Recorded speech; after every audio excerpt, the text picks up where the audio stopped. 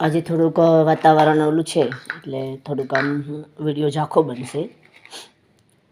આપણે અત્યારે વિડીયો બનાવીએ છીએ કે જે લોકોને સતત દુખાવો રહેતો હોય ને તકલીફ રહેતી હોય પગની, આમ કે અલગ અલગ દુઃખ બદલતો હોય, શરીર અંદર દુખાવો એમ આવી પીડા થતી હોય, થાક લાગતો હોય, એની આપણે શું કહેવાય, ઘડીક થાય તો માથું દુખે ને, હાથ દુખે ને, કમરમાં દુખે ને, પગમાં દુખે ને, તો તે લોકોએ કિસમિસ લેવાની.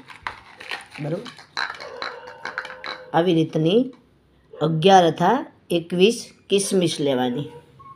બરાબર, 11 અથવા 21 માત્રામાં અથવા 11 માત્રામાં લેવાની.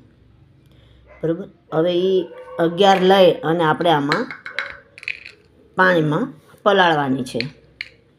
આપણે આ પાણીમાં પલાળવાની, આવી વાટકામાં આવી રીતના આપણે પલાળી દેવાની. સાથે સાથે આપણે આ સિંગ છે, એમ કે આપણે કહીએ ને ગુજરાતી ભાષામાં માંડવી, આ સિંગદાણા. તો આપણે આને સિંગદાણા થોડાક માત્રામાં એમને પણ આપણે પલાળી દઈશું. તેમાં પાણીમાં પલાળશું.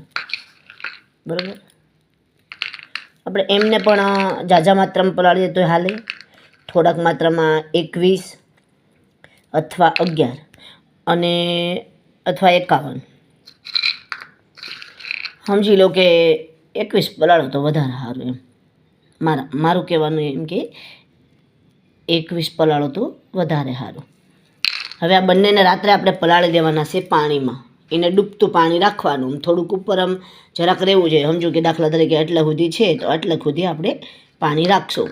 ડૂબી જાય અને એની માથે જરાક થોડુંક વધી જાય એ રીતના પાણી, વાટકો ભરીને નહીં, એને ડૂબતું. આ જે દાણા છે ને આપણા છીંગના દાણા, પછી આ આપણે દ્રાક્ષ કહીએ અને કિસમિસ પણ કહે છે લોકો. તો એ બંને પલાળી અને સવારે ઉઠી બ્રશ કરી અને આપણે એને છાવીને ખાઈ જવાના. નહીં પાણી આપણે પી જવાનું. ગમે એવો દુખાવો તકલીફ હોય ને એને સારું થઈ જાય. આ પહેલાંના લોકો આપણે આવી રીતની ઔષધિ અપનાવતા, પણ આપણે અત્યારે શું કરીએ છીએ કે બસ બહારનું ખાઓ, તમને છુટ્ટી છે, પણ રોજનું એમ કે મીઠી વસ્તુ ખાઈએ તો તકલીફ થાય. તો તેની જોડે આપણે આવી ઔષધિઓ અપનાવવી જોઈએ.